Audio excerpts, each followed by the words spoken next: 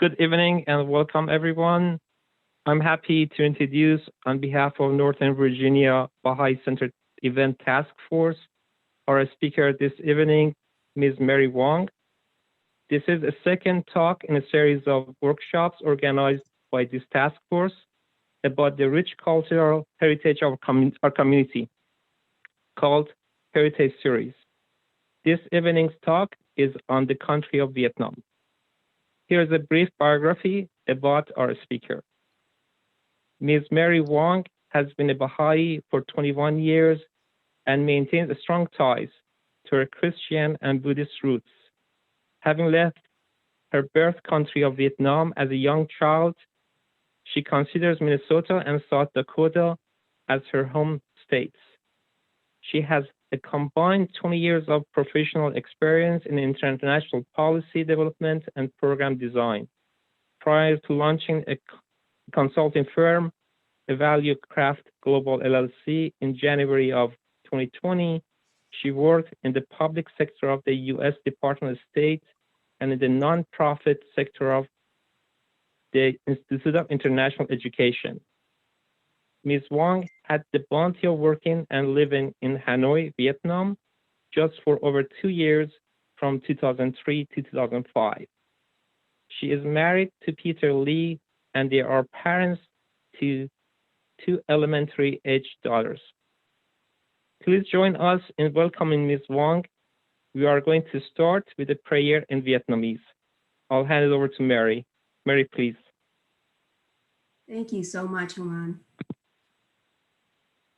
This is a prayer for unity in Vietnamese. Lại Thượng Đế, xin hãy kết tâm hồn các tôi tớ người và mặc khải cho họ mục đính vĩ đại của người. Ước gì họ tuân theo các giới răn của người và tuân giữ luật pháp của người. Ước gì họ tuân giữ các giới răn của người và sống theo luật pháp của người. Lại Thượng Đế, xin giúp cho những nỗ lực của họ và ban cho họ sức mạnh để phụng sự người. Lại Thượng Đế, xin đừng bỏ họ một mình. Xin hướng dẫn bước chân họ trong ánh sáng kiến thức của người và làm phấn khởi tâm hồn họ bằng tình yêu của người. Quả thật, người là đấng cứu giúp và là Chúa của họ.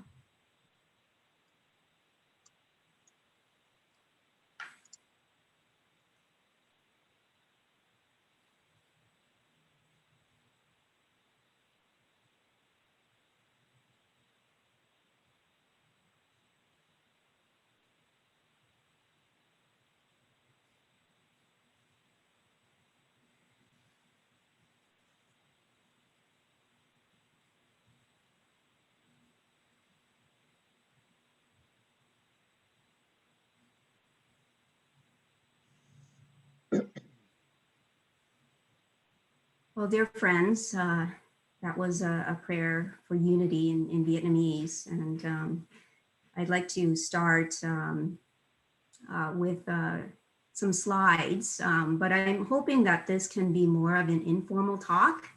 And there will be some time, I'm hoping, for discussion. And I would very much love to hear your thinking and the topic of tonight's talk, I thought would be something that is quite relevant to all of us, which these days is about building resiliency. Since we know and have seen and have experienced so much in the past year, but there are many other parts of the world who are going through even worse situations. And even within the United States, there are many communities that are struggling so much more. And so I thought that this topic of resiliency and what we can learn from Baha'is in Vietnam might be a topic of interest and of particular relevance to our situation now. I'd like to share with the slides that I've put together for this talk. And I apologize to those who are dialing in. There may be some slides that with lots of videos and pictures that you won't be able to see. So I will try to do my best to describe what it is that I'm showing and displaying on screen. So with that, I'd like to start first with a little bit of music to start off the Lunar New Year. Chúc năm mới an khang thịnh vượng, chúc ông bà sức khỏe dồi dào, chúc cha mẹ gặp nhiều may mắn, chúc anh chị hạnh phúc tràn đầy, chúc mọi người làm ăn.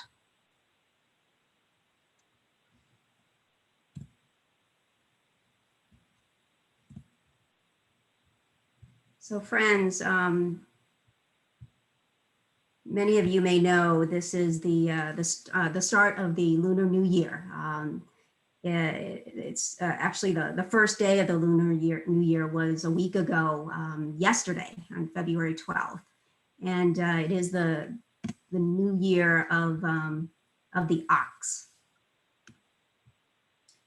I'm showing a picture of a traditional scene from Vietnam of a village house celebrating the Lunar New Year.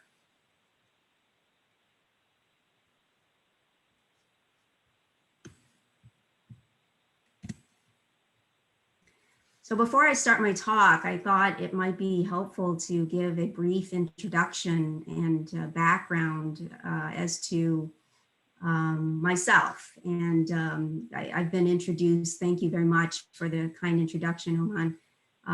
But in addition, I'd like to just share that having had this background where I've come from, having been an immigrant, refugee, and an immigrant, naturalized, and basically integrated with the American culture. I feel very much a part of the American culture and an American, but still very much my background is what has brought me here.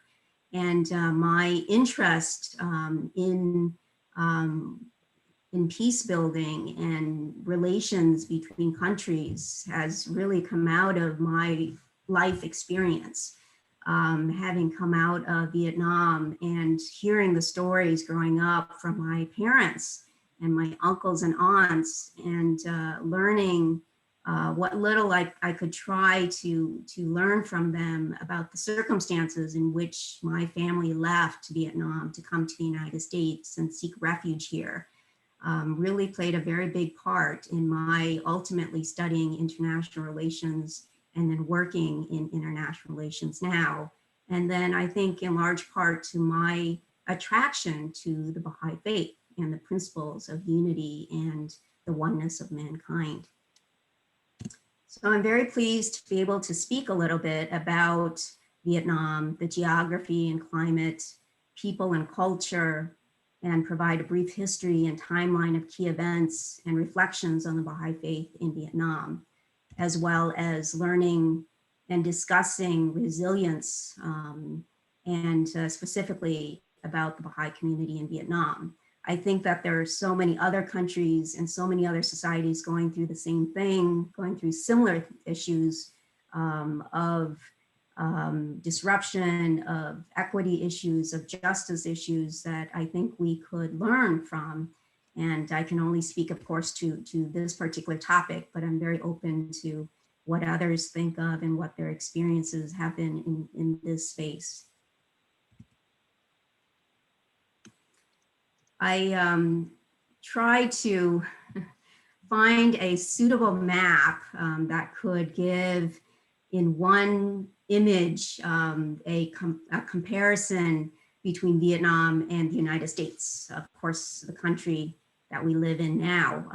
So this is probably not the best map image where I have the entirety of Vietnam embedded on top of a portion of the United States. So you can see that the length of Vietnam is quite long, stemming all the way from the northern parts of the continental United States of America to the upper parts of Florida. However, it's a very, it's not a very wide country. It's very narrow, as you can see, and in the shape of an S, where you have at the very northern part and the southern part, more broader, but a very narrow part of the central region. It's a very diverse country from north to south. But briefly, Vietnam, if you aren't already aware, is in Southeast Asia, and it is approximately 12 or 13 hours ahead of our time, DC time. It is characterized by basically 3 distinct geographic regions where there is low flat delta in the south.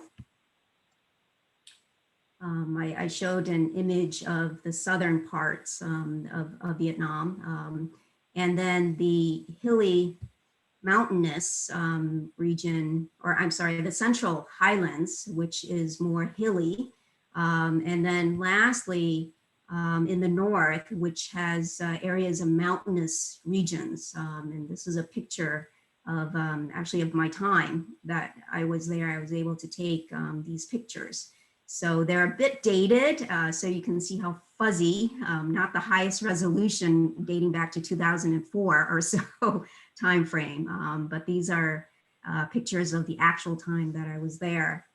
But because it is such a very diverse, very spaced out area, there is very abundant flora and fauna, very diverse, very lush in some parts. And as for climate, it's in the south, it's very moderate, very tropical. And in the northern part, it's also tropical, but it is more susceptible to natural monsoons and stormy, tumultuous weather, with the north having a hot, rainy season from May to September. And then from October until March, there's typically warm, dry season. I mentioned briefly, there's 3 regions, north, central, and south, with a very dense network of rivers and streams with over 2,000 rivers that are longer than 6.2 miles. And so the 2 major rivers are the Red River, which is in the north, and the Mekong River, which is in the southern part. Now this map, unfortunately, you cannot see the river networks, but they are extremely dense. Sorry. And my family is from a province in southern Vietnam towards the delta, the Mekong Delta. And I remember when I was there visiting and visiting with family, that was the main form of transportation. And the industry and people's livelihoods were all based on whether it was low tide or high tide, and whether it was feast or famine was based on the waters, and how they were able to get around and how they were able to live lives and be able to conduct their business was all based on the waterways and the water systems.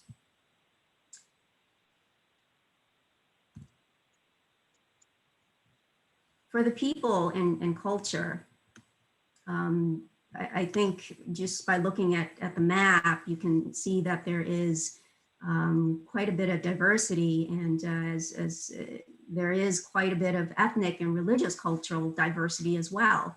As of 2019, there's over 96 million people, but 54 ethnic groups, with the Kin group as the majority, making up 86% of the population, and minority groups, Thai, Nung, Thai, Muong, and Khmer have the largest populations of about 1 million each. There's also religious diversity, and the major religions are namely Buddhism, Catholicism, Protestantism, Muslim, Gaudai, and Wahao Buddhism.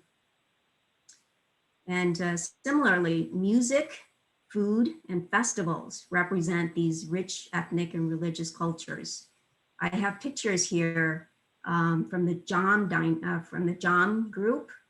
These are Hindu-based groups. There are mosques for Muslims, and there's about 40 mosques in the entire country as of 2020.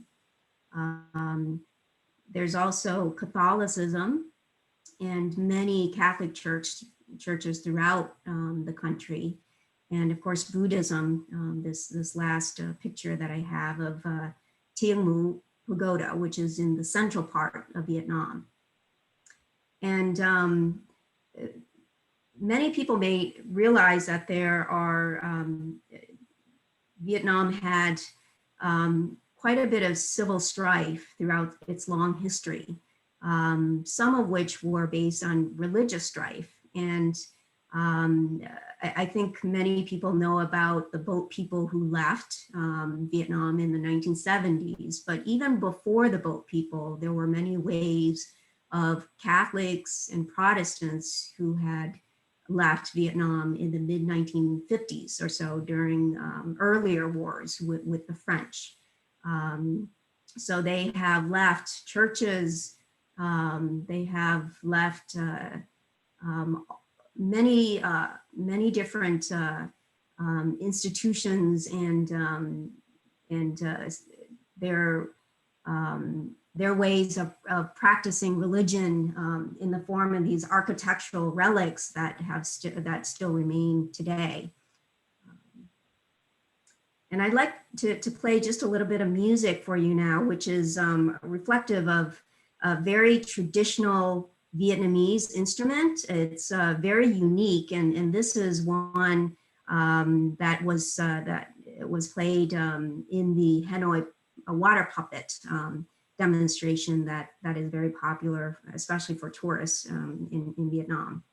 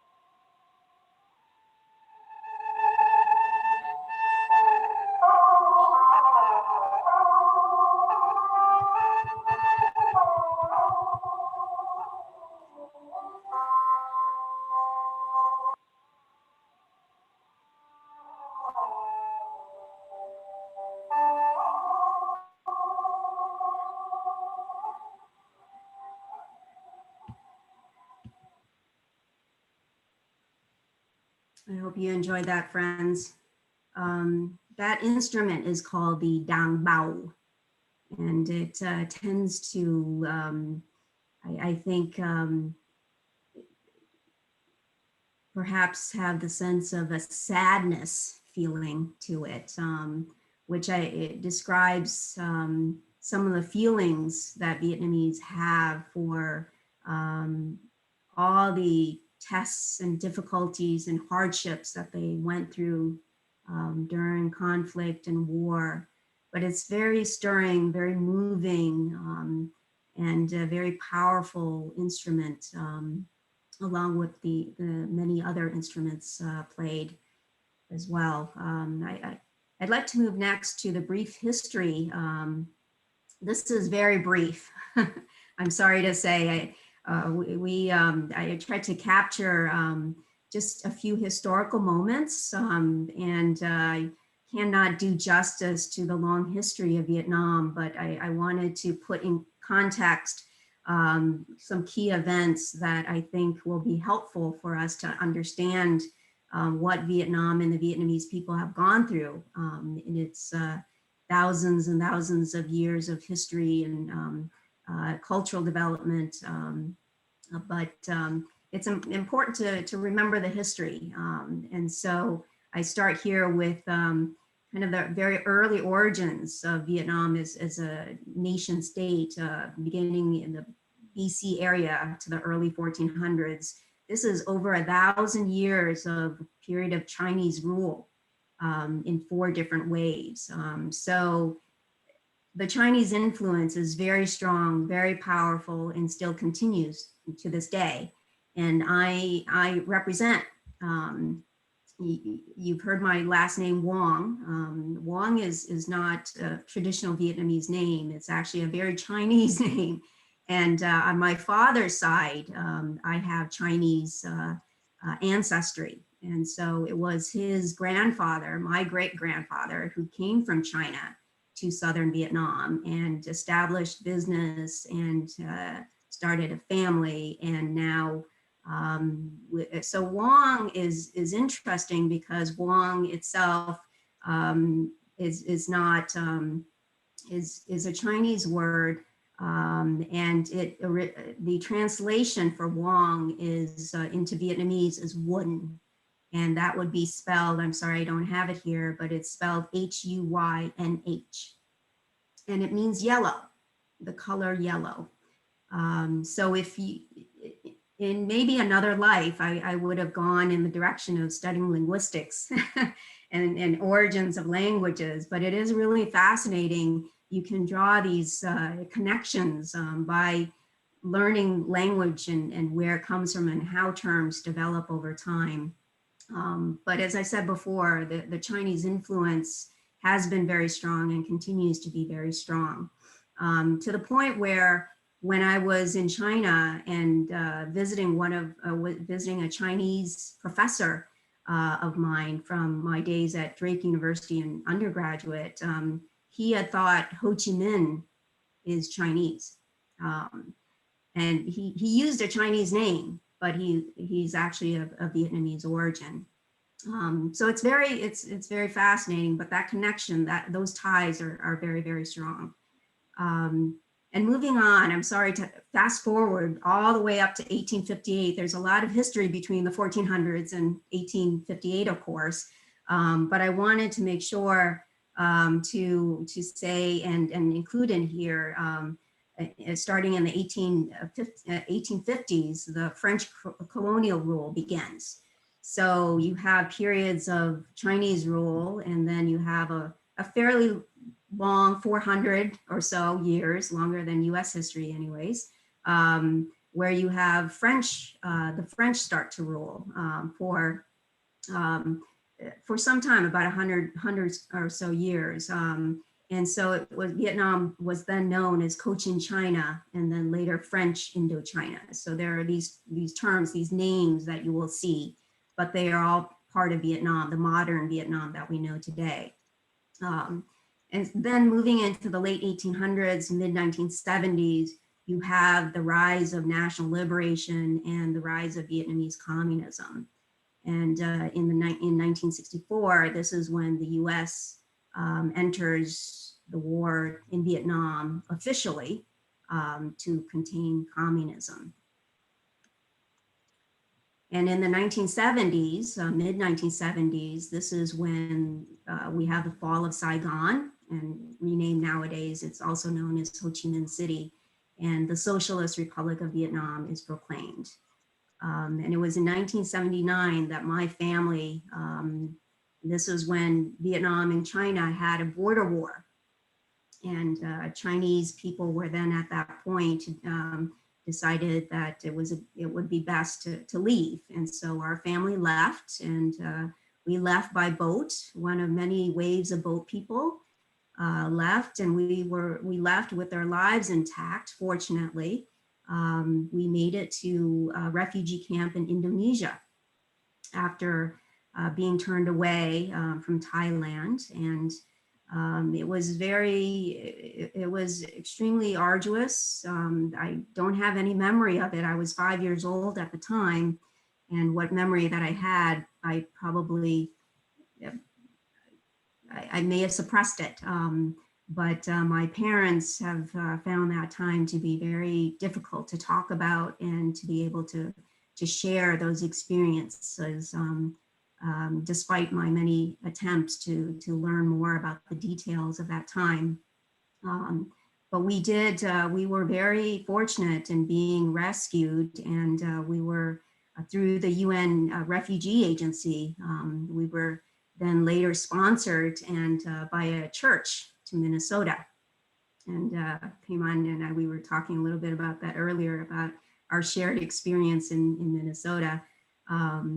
And then, of course, the last timeline that I have here as a key event is the normalization of diplomatic relations between Vietnam and the United States. And this was in 1995. So since then, so much has changed in Vietnam to open up its doors to encourage economic development and more looser requirements and rules. And so it allowed the embassy to open and consulates and more trade and exchange between the two countries. Now moving on to the Baha'i Faith and my reflections on Baha'i Faith in Vietnam. So this is a picture that I have of the first Vietnamese National Spiritual Assembly, which was established in 1964. And this the source here is Baha'ípedia. But I had the bounty of being in Vietnam to work and to live and to pioneer there in 2003 through 2005. And I was in Hanoi, where I was welcomed so warmly by the Baha'i Vietnamese community there. They were overjoyed, I think, because I was able to speak a little bit of Vietnamese. And English at the time was not, there were not very many Vietnamese who could speak English. They were learning British English, and they were very eager to learn American English by the time I arrived. But I was there along with two other Baha'i pioneers, one other American and a Mongolian Baha'i. So the three of us became the three amigos while we were there, and befriending the Vietnamese Baha'is, trying to contribute as much as we could and learning about the faith and the community there, and contributing as much as possible. And so, but there was already a growing community that had first been introduced to the Baha'i Faith in the 1920s. And then in 1954, it became more established with Shireen Fosdar, who I think for many people perhaps in the audience here, her name is very familiar, her family is very familiar. They had pioneered throughout many parts of Southeast Asia, and having started in India and then going to Singapore and establishing and helping, contributing to the faith there before coming to Vietnam. Within 10 years, the National Spiritual Assembly there had been formed, and this was in Saigon, the southern part of Vietnam. So our main topic, learning resilience from the Vietnamese. So this is a picture that I'm sharing with you of war-torn Vietnam. This was about 1979 or so when Saigon fell. a very monumental year for Vietnamese Americans, the fall of Saigon. And so we have, this was in 1979. I wanted to share where things kind of stood. It was a very difficult time, as you can imagine, for Vietnam, a country that had gone through so much civil unrest and war and conflict with China for 1,000 years, and then French rule, and then also American rule. And in between that, there were periods, shorter, briefer times of rule by Japanese and Portuguese as well. And so by the time liberation came in 1975, 76 or so, the Vietnamese had gone through an incredible amount of hardship and pain. So to say that they have been resilient, I think is probably an understatement. They have survived droughts, monsoon, floods, pandemics from bird flu to H1N1, COVID-19, as we are as well. By the way, just little known fact, I went to pioneer in Vietnam right during the bird flu. So it was a bit of a risk going over there, but it turned out to be okay. And it was a real learning experience. But the Vietnamese people have also experienced and gone through and overcome colonialism, imperialism to gain their independence. Although not with its challenges. And so here I wanted to just not sugarcoat it, but there were times, especially after the fall of Saigon, when communism started, where Baha'i activities were suspended, and that Baha'i groups and other religious groups, not just the Baha'is, were prohibited from meeting and practicing, and that Baha'i centers were closed and confiscated, and that members of the National Spiritual Assembly were sent to re-education or labor camps, as were many others, including those on the opposing side fighting for the Southern Vietnamese. And this is a picture that I'm sharing of modern day Saigon.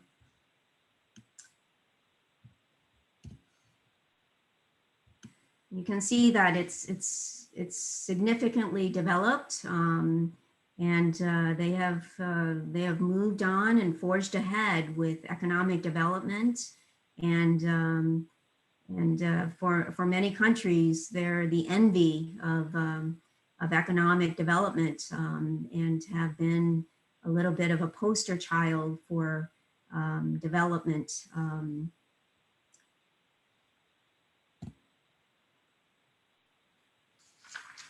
just checking on the time to make sure that I'm. So I'd like to spend some time to talk a little bit more about learning resilience from the Baha'i community in Vietnam. So by 2000, early 2000s, there was more freedom to associate outside of the home and outside of the family. We could observe holy days and children's classes were open. By 2008, the government of Vietnam had felt much more comfortable with the principles of the Baha'i Faith, with the Vietnamese community, that they recognized the faith as an organized religion. And in 2012, another key event was the first group of pilgrims from the Baha'i community in Vietnam were able to travel to go on pilgrimage in Haifa and Akka in Israel. And as of 2014, the Vietnamese Baha'i community has about 7,000 followers residing in 43 provinces and cities throughout the country. And I just popped up a picture of the gate to the Baha'i Center in Ho Chi Minh City, or former Saigon. And the community there is very active in all of the core activities, really, I'm still in touch with some of those friends, and they are very inspiring. one of my last slides is about hope and promise. And I've taken this from the Socialist Republic of Vietnam Government Committee for Religious Affairs. These are, in their own words, what they see and have found the Vietnamese Baha'i community to have been able to accomplish and contribute, including the idea of good citizenship to Vietnam, and specifically referring to human contacts, goals of well-being, justice, equity, unity and diversity, advancement of human civilization. And these are photos that I'm sharing. This is me here on the bottom left in this picture on the very far right with the Baha'i community in Hanoi from 2005. Not long before I left, about a month before returning to the US. And pictures here on the right are of children's activities and family gatherings. The Vietnamese people are very family oriented and love children, love to interact with their community members. And it's very common to have many generations living together and sharing their lives and interact very closely. So the Baha'i faith and the Baha'i principles are very attractive to Vietnamese, to the Vietnamese. So that's the end of my formal presentation, and I'd like to thank you by closing with this before we go to questions perhaps and discussion, with a little bit of folk music from the northern part of Vietnam in the Hanoi area. So the costume here is of traditional Vietnamese in the north of Vietnam, in kind of the highlands area.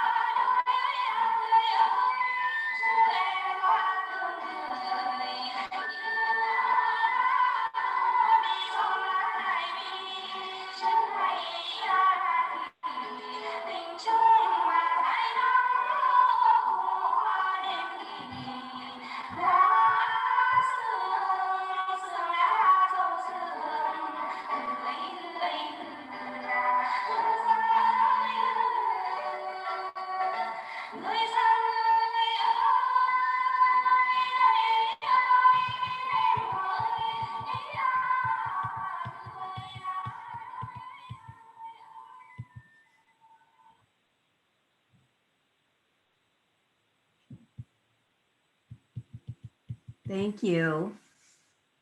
I hope that you were able to learn a little something, and I'd really appreciate hearing from you. your thoughts on the topic at hand, and please share. I know that there are others, at least one person in the audience and in this space who has been to Vietnam. And I would love to hear from that individual as well. Well, thank you, Mary. This was a beautiful presentation, and we really appreciate it. At this time, we're going to open the floor for questions, and you can either raise your hand through Zoom, and we'll call, or you're more than welcome to type a question on the chat, and we'll read it out loud and Mary can answer. And just, we forgot to mention it, but you can also raise your hand like Behzad is doing by on the screen. We also, as you may have noticed, we are recording this session so that later we can put it on the Baha'i Center's YouTube channel. So just be conscious of that. I guess we're going to start. I think I saw Behzad's hand go up, and then we have Emmanuel and Mona after that. Behzad, please unmute yourself and go ahead. Hello, Mary. I was wondering, are there permanent Baha'i institutions in Vietnam? I know that Shirin Fozdar helped establish a lot of schools across Asia, but I don't recall one being built in Vietnam. Are there any other permanent institutions or schools there? No, not that I'm aware of, unfortunately, at this time. I believe the closest one is in Cambodia. But in terms of institutions, there, and I think I mentioned it earlier, there is NSA, and there are at least 20 different LSAs that I'm aware of. And I know that the LSA in Hanoi was fairly active, and there were leadership officer positions that were occupied, children's classes, deepenings, and firesides.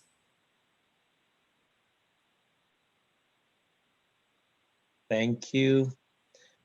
We'll go to Emmanuel and Mona, and then we have a couple of questions in chat. So Emmanuel, please go ahead. Hi, thank you for your presentation. I had no idea that there was a Baha'i community in Vietnam, but I'm curious, you mentioned that basically the government of Vietnam started to recognize the Baha'i faith only around the year 2000. I was wondering what made the government to change, its standpoint regarding the Baha'i faith. Why did they change their policy? Well, I think that there were many different factors. So this was in 2008 that they officially recognized. There was a very long process, very bureaucratic process, actually, in the many years leading up to 2008, when the faith was finally officially recognized. But it took many years of meeting with the government, including outside delegates and representation from Universal House of Justice, from counselors in the area. I think that overall there was increased attention from the international community for openness for all religions. And so it was, I think, many different factors that converged to allow for this to happen, and the recognition that the Baha'i community in Vietnam are doing good work, that they're contributing to education, to social activities, to social and economic development, and they were following the rules of the country. They were not doing anything that that would cause harm to the local Baha'is, to the rules in protests. So the Baha'is were very careful too in determining what to do, what to engage in, and they were also very mindful of consultation and in consulting with the government throughout the entire process. Thank you very much. Mona, would you like to go next? Yes, thank you so much. I'm sorry I can't get the video on, but thank you so very much, Mary. This was the most illuminating presentation. We learned about the history of Vietnam and history about the faith. I don't have a question, I have a comment. I am doing research about the life of Laura Clifford Dreyfus Barney. Laura Barney and Hippolyte Dreyfus Barney were the first two Bahá'ís who visited Vietnam. And actually on this day, 100 years ago, they were in Vietnam.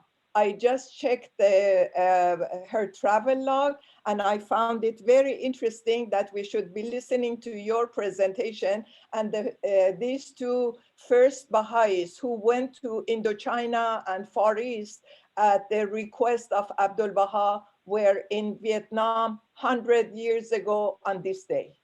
So I just wanted to share that with you.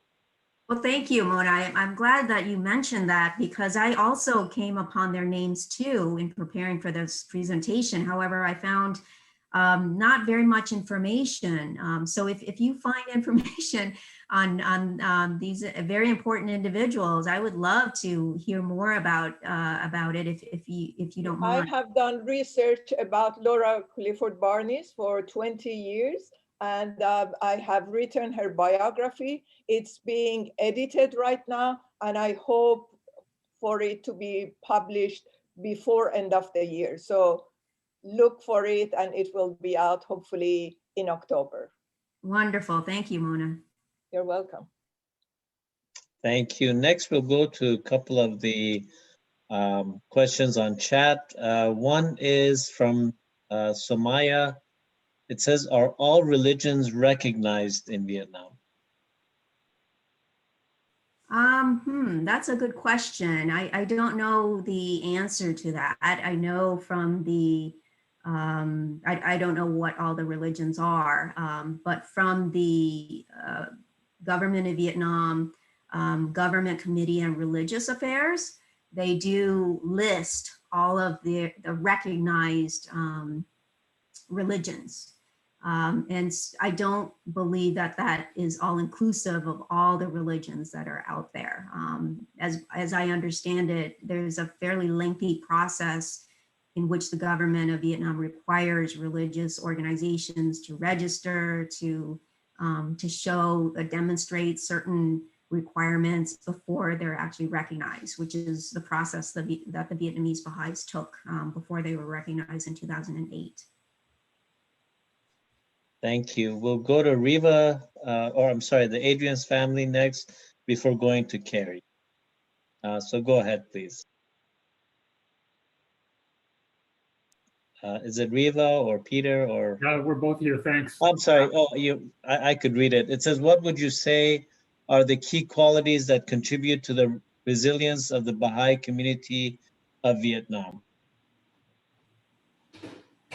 Well, in my view, and I think part of it is they're taking the long view, is very much a part of their social fabric and their cultural fabric.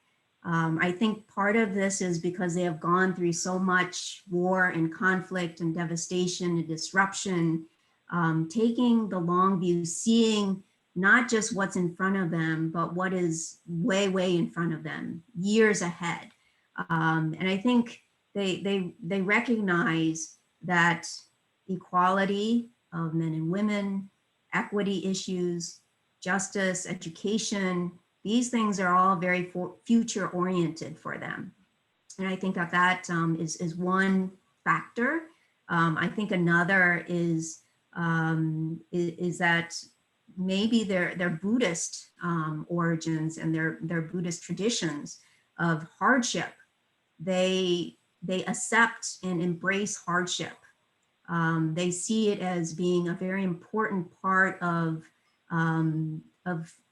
getting closer to God, if I could describe it in that way.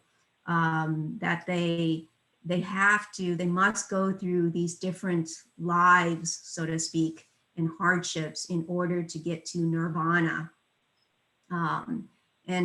So I think that those are probably the two that I can think of, and this is based on my experience of, having been raised as a Buddhist with Buddhist origins, and then also having lived in the midst of the Vietnamese when I was pioneering there, and seeing these connections being made. Thank you. We'll go to Carrie next. So I please think you unmute actually answered my question. I was in Vietnam in 2008 when we adopted my niece, and I was surprised at how welcoming and joyful and what a good sense of humor in general the Vietnamese had after such hardships. And I'm wondering how you keep your spirits up when you've had such difficulties. But I think you said the long view and the Buddhists and the embracing of hardship, which is interesting because I think Abdu'l-Baha talks about that too, doesn't he? Yeah, sorry, go ahead. It was such a beautiful country and so different in the North and the South. I mean, it was breathtakingly beautiful. Thank you for that comment. Yes, it is breathtakingly beautiful. I can't even begin to describe how beautiful it is. And the pictures do not do the actual, it's not one where you can pull up, on Google or YouTube. It's one of those places in the world where it's just truly magical when you are set foot on Vietnamese soil. And maybe I'm coming across as biased. But as for your comment, Carrie, earlier about how hopeful, and I closed in my last slide with hope and promise, because I really believe that the young generation coming after the war, were born in the 80s and the 90s, and now of course in the 2000s, they don't know what the war and conflict and devastation is. And so they have this perception of a much more idealistic world. And so in most of the population, compared to other countries, it's a very relatively young country with a very young population. And they are ready to interact and engage and be a part of the world and the global society. They want to engage, and whether or not the government, agrees with it or not, they're finding opportunities through virtual, platforms like this to interact with the outside world, to learn, to embrace change, and they are extremely hopeful, very idealistic, and want to participate and want to engage and really see future and hope moving forward. They're basically done, as far as I'm concerned. They're done with the devastation of the past. They want to let go, and they want to move on. And they don't want to be known as the Vietnam War, and as a country with very, very diverse and extremely amazing, rich culture and food and traditions and habits and festivals. So they want to be known for that and not the Vietnam War. Thank you. Next, we have from David Thorpe. It says, very informative presentation. Anyway, I would like to ask what languages are prevalent in Vietnam and how close is the Vietnamese language to the Chinese language?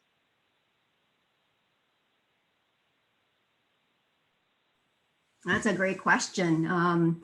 So I speak some Vietnamese, and I thought I spoke perfectly fine Vietnamese until I went to Vietnam. And then realized, wow, people speak Vietnamese very differently than people like me who grew up in Minnesota and South Dakota speak Vietnamese. But as I said earlier, Vietnam is a very diverse country, and you have very distinct regions. There are 3 distinct regions, and they're likewise very distinct accents.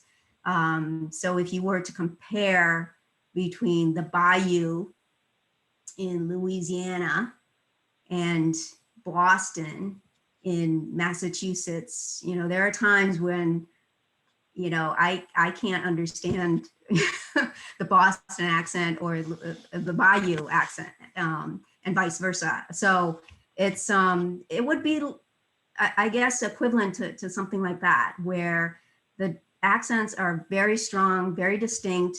In some places, you cannot communicate with the people at all because they do not speak the primary national language of Vietnamese. They still speak their local minority language,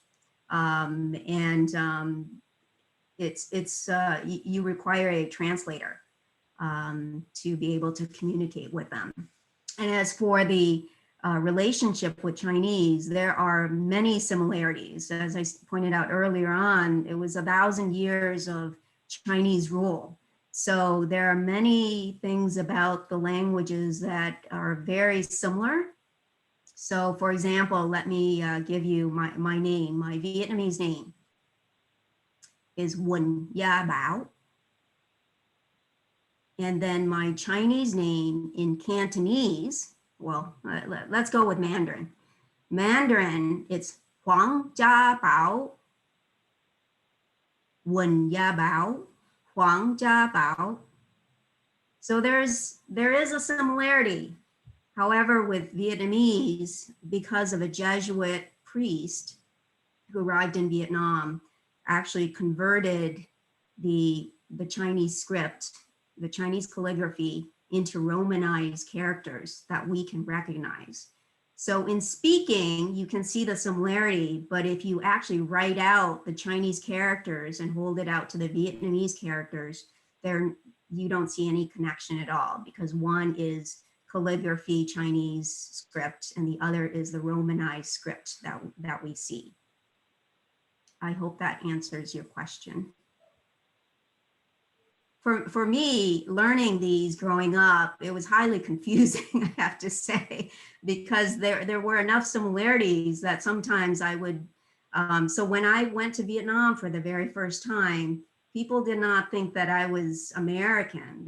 Well, for obvious reasons, but also because my accent sounded like I was Chinese, because I would mix up the Vietnamese and the Chinese and some of the accents.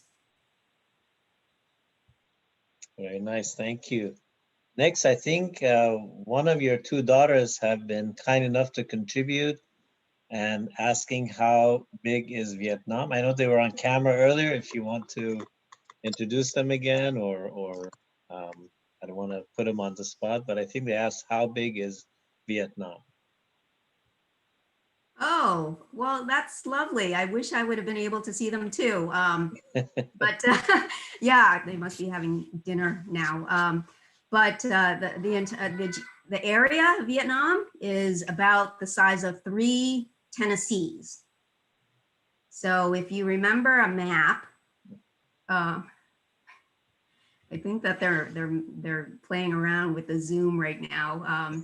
Yeah, so it's the equivalent of 3 Tennessees put together. Not very large area-wise, but so much diversity, so much going on, and 92+ million people. So it's fairly densely populated.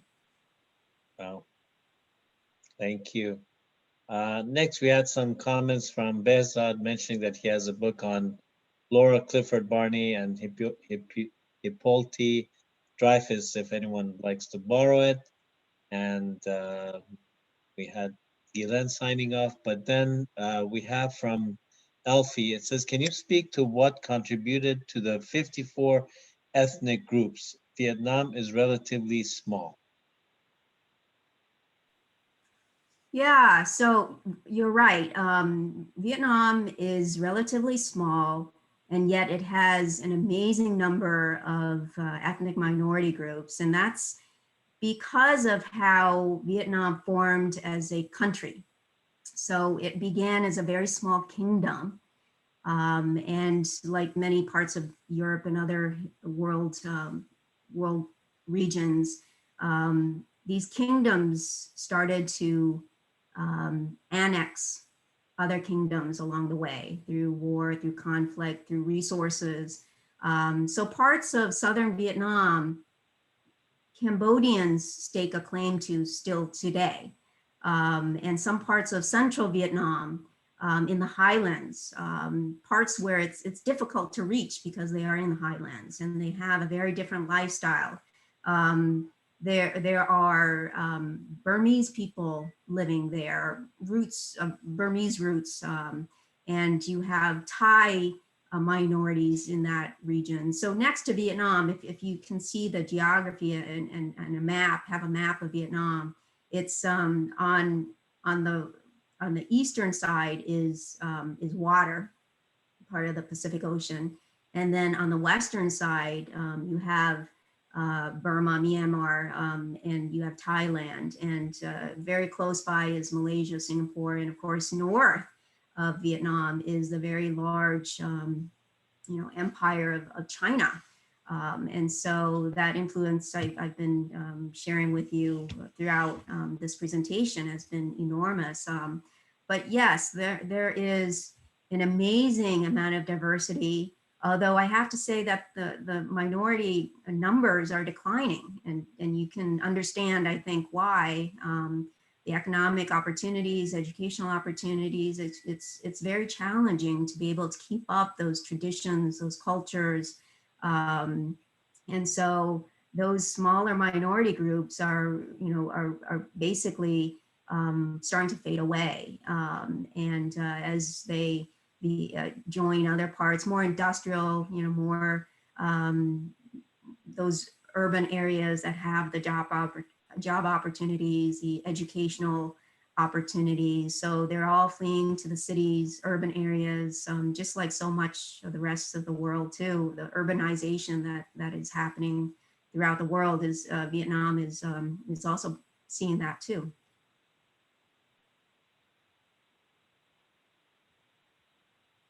Thank you very much. Next, we have the question from Lena. It says, is French considered a secondary official language of Vietnam? Absolutely not. The Vietnamese, there's the next influence after Chinese is the French influence, and unfortunately, that period of time, it was a very difficult time for the Vietnamese. There were certain parts of the population, more what I would consider to be the elite, the educated, those who had money, who would have good relationships. They learned and went to French schools, had the better jobs. Unfortunately, the larger population, the poorer population, did not have access and never learned French, did not want to learn French, didn't have the means to learn French. And that would be my family included. We were from a very poor village, and French was not accessible for us. It was the language of the governing and not the governed. So it was this colonial kind of divide between those of the colonizers and the colonized.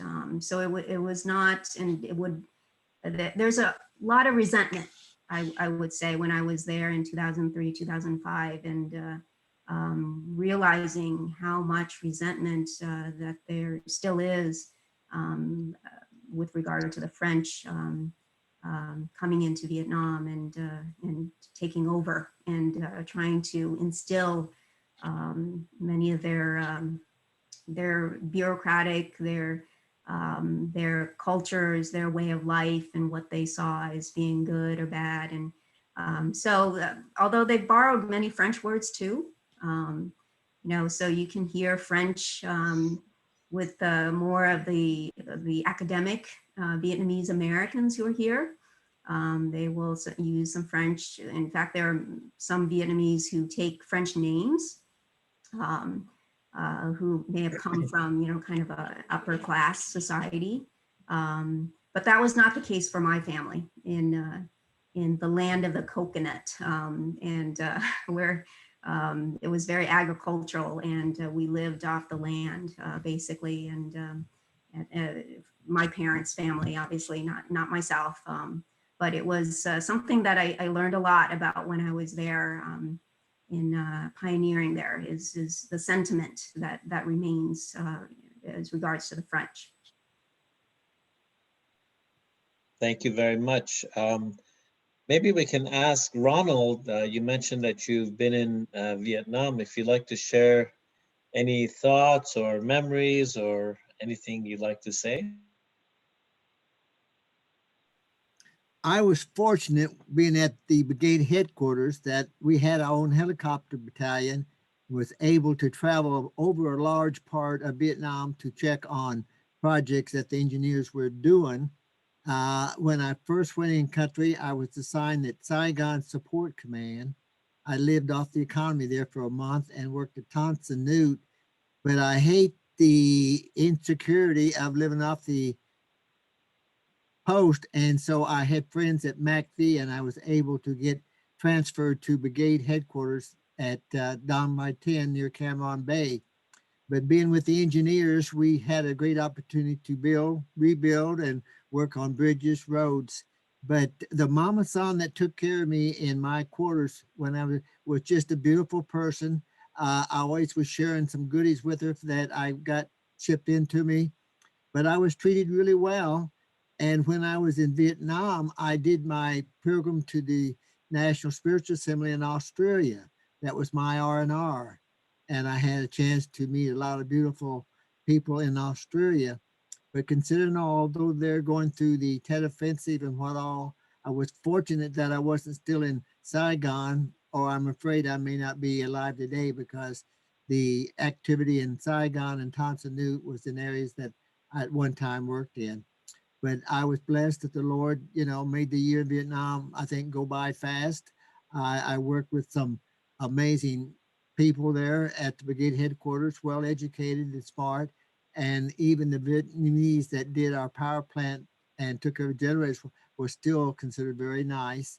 And consider all, it was a positive experience. I didn't learn any Vietnamese, but I got to say that the Vietnamese that took care of me there at the headquarters were very nice.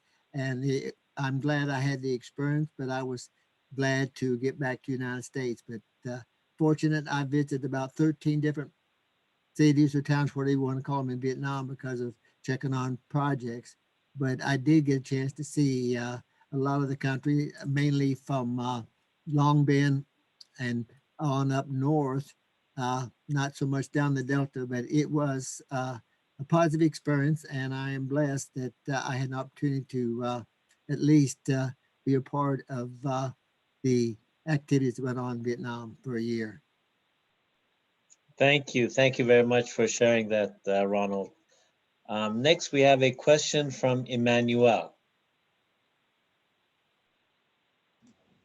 Hi, I'm wondering how fast is the Baha'i Faith growing in Vietnam? Thanks for that question. I don't have a good estimate currently with the numbers. I think that's what they're working on right now, is having a better sense of the statistics. I think what the government of Vietnam may not report the same numbers as perhaps other Baha'i institutions may be reporting. I think there is not always a recognition of what it means to declare as a Baha'i, even here in the United States. Sometimes, people don't necessarily formally declare, but feel that they're Baha'i. That's certainly the case in Vietnam. In Vietnam, though, however, you're required to actually have on your ID card, your affiliation. So you would need to register, and that's partly why the government of Vietnam requires registration. You go through this process, it's highly bureaucratic. And so they want to manage the process, very top-down oriented. And because it is very top-down oriented, very formal, where it's very managed, I would imagine that there would be Baha'is in Vietnam who don't want that level of intrusion, perhaps. So they may not want to be recognized on an ID card, or they're not comfortable with having this information on an ID card. So I think that we don't necessarily, I mean, I've gone to the Vietnamese government website, and the last count, as I shared earlier, was from 2014, and it has 7,000 Baha'is. And I've gone to other websites that are from Baha'i institutions, and there's a much higher number of Baha'is who are registered. So I don't know that we'll ever get to a point where we will have one good number. But from what I understand, what I'm hearing from some reports, from talking to some of the friends there, that the Baha'i Faith is really growing. It's been very attractive to especially young women who are very drawn to the principles of Baha'i equality between men and women. They're still very much male-dominated society. When I had my now husband visiting me in Vietnam, he did the dishes, and they were amazed that he did the dishes. And this was in 2005-ish or so. So the men don't set foot in the kitchen is what I'm trying to say. And so, the principles of equality between men and women, education, universal education is very attractive to the Vietnamese people. And no doubt that as they become more fluent in English and it becomes much more prevalent, English is outgrowing any other possible secondary language. And American English in particular, I can't stress that enough, that it's no doubt as people read more of available literature that is not only in Vietnamese, but also in English, they will be more attracted to the principles and the teachings of the Baha'i Faith. But as for numbers, I don't have a very good number to provide. And I think that that number probably will not come for a very long time. Thank you. And I think we have one more question from the Adrianses saying that noticing that the first NSA was composed of all men, I'm wondering how many women currently serve on the National Spiritual Assembly. I'm not, do you know of that fact or? No, I didn't. I don't know that fact. Actually, I did look it up. That was a tough one. It didn't occur to me to look into that, actually. But that's a good question. Thank you, Peter. I appreciate that question. Sure. I wanted to ask the relationship of Vietnam with Laos and Cambodia. And I know as far as the Baha'is, I wonder how much interaction there is, especially now that we know that there's a Baha'i house of worship in Cambodia. I think it's Battambang. I don't know if you have any information. It would be interesting to hear if you have anything on that. Yeah, there has been a very close solidarity amongst the Southeast Asian Baha'is. And I know that it may have been in one of my slides that the Vietnamese community were able to participate in a regional Baha'i conference in Battambang. And this was before they had gone on the pilgrimage to Haifa. And it was, I have pictures actually from that visit. that conference, and it was and what they described was just really very it was very fraternal, as if brothers and sisters were reuniting with each other. It was just really amazing, very heartwarming, very inspiring. And I could imagine what that must have been like after having all those years of being fairly secluded and practicing within your family, practicing with your own neighborhood, and not having the interaction. And then once the Baha'i faith was recognized formally in Vietnam, then they were open to do all these different things and interact and be formally recognized. And then to be able to go outside of Vietnam and to be able to proclaim this must have been extremely liberating and just very much reinforcing. And I know from here in the US, when we go to a Congress of this kind, where a regional conference, you feel that fraternity and that love and that connection. And no doubt, and the Cambodians have a bit more active engagement and activities. And I'm not as familiar with the other countries of Thailand and Indonesia, but there are many parts of Southeast Asia and Brunei, that Singapore in particular, that have been very inspiring and have really contributed to this regional consolidation and regional regional alliance. Maybe that's not the right word, but regional integration of the Baha'i identity in Southeast Asia. Very nice. Well, thank you very much. I think we're gonna hand over the floor to our host or MC for tonight. Thank you, Payman. Thanks again, Mary. It was a very informative presentation.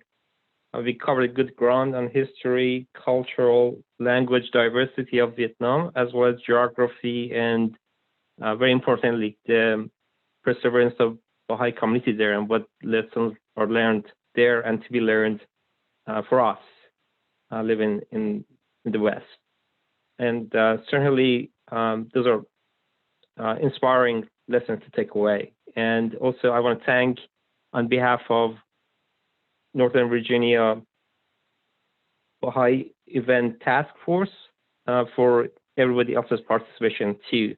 Just one last thing. I was also thinking about not to forget Vietnamese food, which is wonderfully delicious. Maybe that will be the topic of our next workshop. And we will be having other series in this workshop. So just wait for the flyer to come out, and thank you again, everyone. And thank you to Mary, and have a wonderful evening, everyone. Thank you so much, everyone. It was so nice to see many of you and hear from many of you. And thank you so much for your questions and thoughtful discussion. And I really wish you all best wishes, good health, and prosperity and happiness in the year of the ox. Thank you, Mary. Thank you, Mary. Thank you, Mary. Thank you. See everybody. Nice to see everyone. Thank you so much. Everyone, thank you. Aloha. Aloha. Thank you.